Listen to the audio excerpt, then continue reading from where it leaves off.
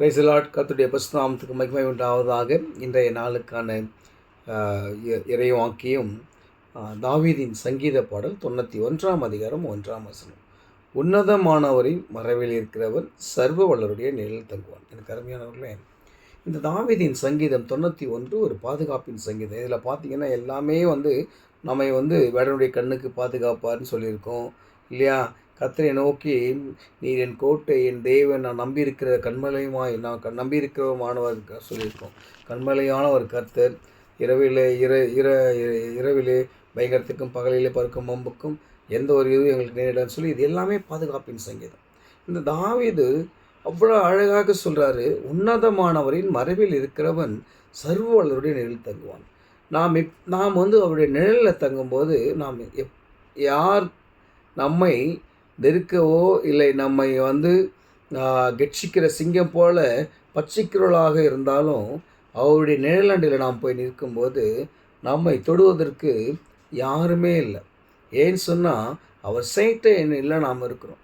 அவர் சேட்டையில் நம்ம இருக்கும்போது நம்மளுக்கு எந்த ஒரு துன்பமும் நேரிடாது, எந்த ஒரு சாத்தானுடைய செயல்பாடுகளும் வராது. சர்பத்தின் ஆவியோ இல்லை பாலசிங்கத்தின் சூழ்ச்சிகளோ எதுவுமே நம்மளை ஆண்டாது. இந்த அதிகாரம் ஃபுல்லாக நீங்கள் வாசித்து பாருங்களேன், அவ்வளோ அழகாக இருக்கும். அந்த உன்னதமானவர் ஸ்டார்ட் பண்ணதுலேருந்து லாஸ்ட்டு 16 வரைக்கும் இது ஒரு பாதுகாப்பின் சங்கீதம்.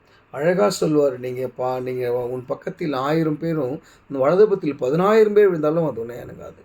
கவலைப்படாதீங்க, நீங்கள் இவ்வளோ பேர் இருக்காங்க, அப்படி இருக்காங்க, இப்படி இருக்காங்க, நான் என்ன பண்ணுவேன், எனக்கு யாருமே இல்லை, நான் அனாதையாக இருக்கிறேன், எனக்கு ஒரு உதவிக்கு ஒரு ஆள் கூடன்னு சொல்லலாம். ஆனால் நீங்கள் கவலைப்படாதீங்க, நீங்கள் உன்னதமானவருடைய நிழலில் இருக்கிறீங்க, அவருடைய சேட்டையின் கீழாக இருக்கிறீங்க. அதனால் உங்களை எந்த ஒரு ஆபத்தும் நேரிடாது.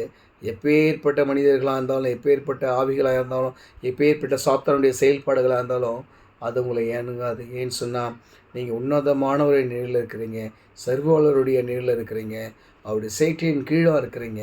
அதனால் நீங்கள் கவலைப்படாதீங்க. உங்களை கர்த்தர் அவர் கருத்துக்குள்ளாக வைத்திருக்கிறார். உங்களை அசைக்க நினைக்கிறவர்கள் தான் வெட்கப்பட்டு போவங்களை தவிர நீங்கள் வெட்கப்பட மாட்டீங்க.